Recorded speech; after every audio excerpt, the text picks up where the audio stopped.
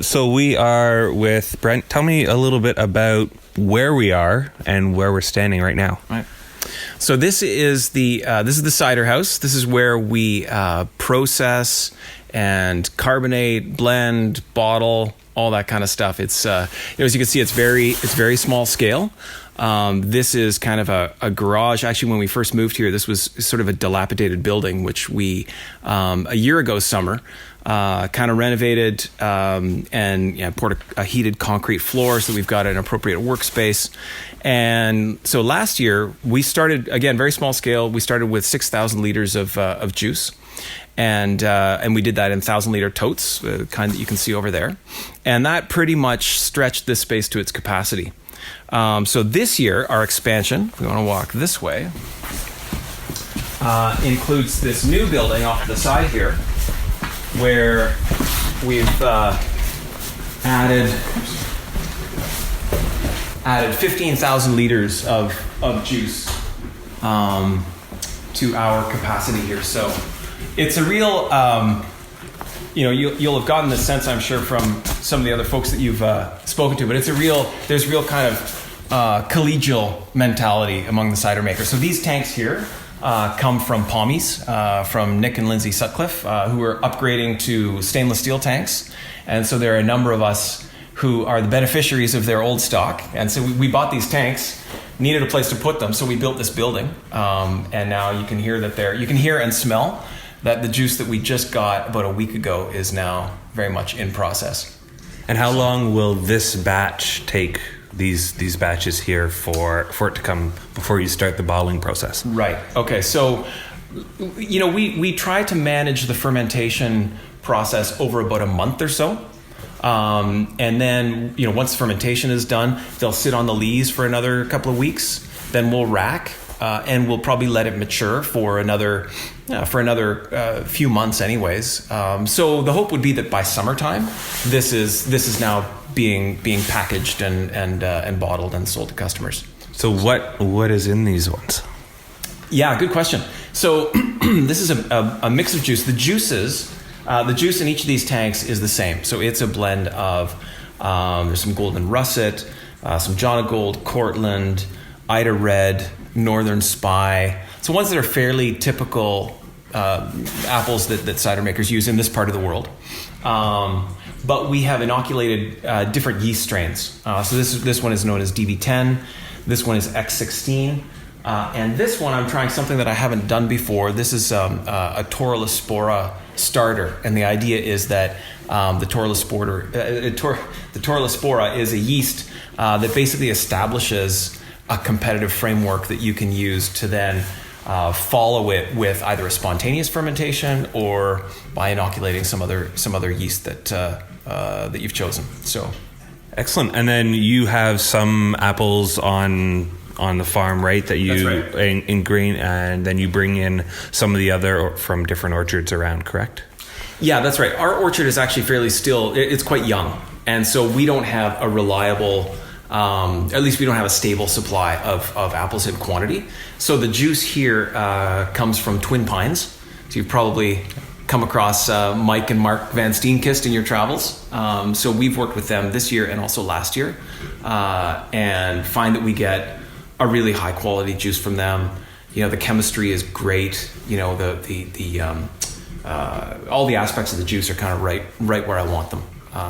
And so it's nice to work with them. And I think even as our orchard becomes more mature, we'll kind of focus on some hard to get varieties in our orchard and maybe still look to places like Twin Pines for, to bulk up and do some of the mainstay kind of apples. And then when you've got all these coming down, how is it you go about developing the different flavors or the different characteristics that go into your, and you could maybe tell me a little bit about what your current offerings are. Yeah. So, it kind of actually starts with what we produce on the farm, right? Like we want to be able to say, even though some of our ingredients come from off farm, we want everything that we do to be able to trace really clearly back to the land, right? So, you saw the bottle of Current Affair, for example. We grow lots of black currants. And so we wanted to find a way to integrate those and have talked to a number of other cider makers that use black currants. And we tried last year a bunch of different strategies, incorporating them in the primary fermentation versus kind of incorporating them into a finished cider. Tried a few different things there and landed on the approach that we've taken for current affair. We have another dry hopped cider called Hoppity, and so we don't grow hops here, but we have good friends that do just down the road. It's not with rabbits in it? No. No. We'll try that, right? And everything that we have produced so far is, with one exception actually, is lightly back sweetened with maple syrup, because that's another thing that we do here on the farm and find that to be sort of a nice complementary sweetener. And we don't sweeten very much, but it's nice to use stuff that you make and that you have access to, right? So yeah, the dry maple I told you about is has a little bit of spontaneous ferment blended into the base cider. Eve is the cayenne pepper infused, and again, there we grow cayenne peppers, right? So the thought process is really, it's not rocket science. We say, here's some stuff from the greenhouse. Do you think it would work, right? And we just try a few different approaches till we get something that we think might actually work. And then we've got customers who are willing to try things out and give us honest feedback. So there's a bit of that process as well. And for you, availability here on the farm coming directly is one of the options that you have. You also sell at the Guelph Farmers Market. Is there another area or angle that you're hoping to break through or explore opportunities for distribution in the coming year? Mm-hmm. Yeah. So, for us, just based on the way the regulations work and based on what we're allowed to do, the thing that is most beneficial is to start with those direct customer sales, right? So, as you said, the farmers market and direct farm store sales. However, that probably exceeds what we'll be able to produce here, right? And so the next thing will be to get our product out into the community via bars and restaurants and other licensees. So that'd be the next thing. One of the other things we're very interested in as well is kind of events here at the farm, right? So we've been thinking about doing a sort of a winter wassail sort of event, maybe in the spring or summer doing a music festival kind of thing, where we're creating an experience that is bigger than the farm, but also allows people to sort of take pieces of that experience home with them, right? Mm-hmm. So that'll be another sort of avenue that we look to explore in the coming year. And how big is the farm exactly? It's 42 acres, yeah, and about probably half of that is wild, right? So it's bush, and the other half is orchard, pasture, that sort of thing. And there's a whole other angle of this thing that actually, if Val were here, she would do a better job at explaining it. But we try to use regenerative agriculture practices. So we're real believers that we are stewards of the land, and it's our responsibility to not just do sustainable farming, but to actually regenerate the land, regenerate the soil, that sort of thing. And so we have built our orchard into a key line design, which has contour, which follows the contour of the land rather than following sort of a grid.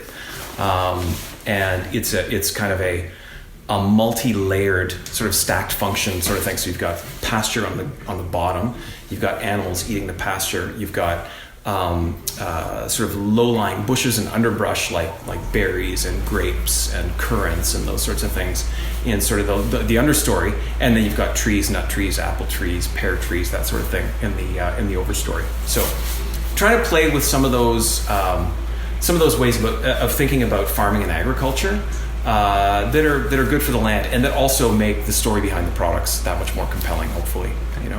Is there a specific point that got you into cider? Can you think of something that happened, or that that decided, okay, I'd like to open up Heartwood and go from there? Yeah, it's a really good question. I think we kind of fell into it. The thing that I kind of actually sort of fell in love with was trees. So I loved grafting, planting, propagating, caring for trees, and fruit trees specifically. It's very, very difficult to grow apples for fresh consumption, for that market. It's very difficult to do that from any perspective. It's just the management of that kind of an orchard it's pretty intense, right?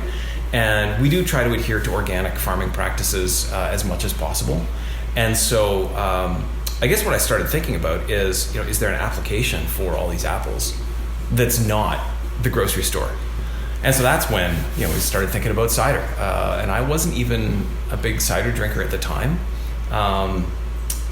And most of what I tried was far too sweet for my taste. So I guess I started to wonder, is there an opportunity to create something that's a little bit of a different product and that actually can use apples that are grown the way we want to grow them? So i.e. not spotless, blemish-free, but still kind of are part of that, sort of near organic management practice. So that's kind of how we got into it.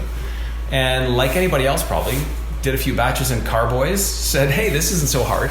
So let's just throw the switch and do it commercially, right? And of course, what I immediately learned is that, going from a carboy to a tote to a tank is not just a matter of multiply by 500, now multiply by 100, right? The math just doesn't work. There's a whole, the trick, I think, to doing this stuff is really not so much about working with juice and working with recipes. The trick is actually managing production on a commercial scale. That's what's hard. At least that's been my experience of it. And I think that's a lot of what we've seen with everyone is that the making of the product is not necessarily the challenge. It's the keeping up, making sure it's the right amount, making sure that you're keeping consistency and so on. So that technical requirements and the nature of putting it all together is the big challenge, because people like cider, and we've really started to see that explosion in Ontario in the last little while. So that's great. Is there anything for Heartwood for 2018 that you're really excited about? Well, as I said, I'm really excited about developing some of these more experiential offerings and sort of putting the farm out there in a bigger way that includes, but is not limited to the cidery. But from the standpoint of actually just making cider, we are, over the past year, because we've been so small scale, everything is, lovingly done by hand. And it will continue to be so. But we're actually taking a step forward in a number of ways to try to make the process more manageable for ourselves. And so we have some new capital equipment, capital investments we've made. We've obviously put this building up. We've got the tanks. We've got, we're going to build sort of a bottling assembly that's going to enable us to get through much more product in a timely fashion. So I look forward to that. So I definitely, I want to keep it small enough that I can still have my hand in everything, but big enough that I can, afford to find some efficiencies within that, right? Yeah. So it's fun bottling for, night in, night out if you're having a couple drinks along the way, but I can understand it would be very tiring as well for that type of thing. So thank you so much for the opportunity to come through and take a look, and I wish you all the best. And for more information for you, where do people go? If people go to heartwoodfarm.ca, that goes to our Facebook page. There is a sign-up form for our email newsletter, which is how we inform our customers about pretty much everything that's going on around here. So, fantastic. Thanks so much. Yeah, thank you.